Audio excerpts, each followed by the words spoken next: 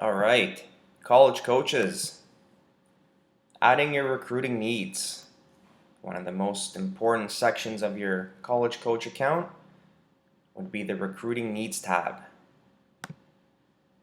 What we're looking here is for you to add your team's minimum recruiting needs.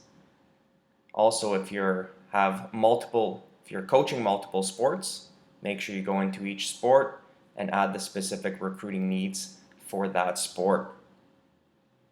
All right, what we're looking for is your academic minimums, so your minimum GPAs, what your school requires as far as SATs, ACTs, and TOEFLs. Athletic minimums, what your team is looking for. This is a golf account, so you would enter in your 18-hole average. Each sport will have its own athletic minimums and key stats that you're able to enter in here. Program information.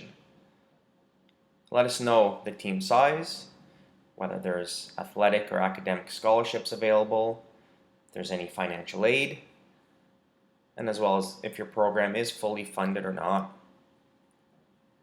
Any additional information, very important. Tell athletes about your program, your school, any helpful tips and information that will help athletes understand if they would be a good fit for your team or not. And any roster openings. List spots on your team that you're looking to fill.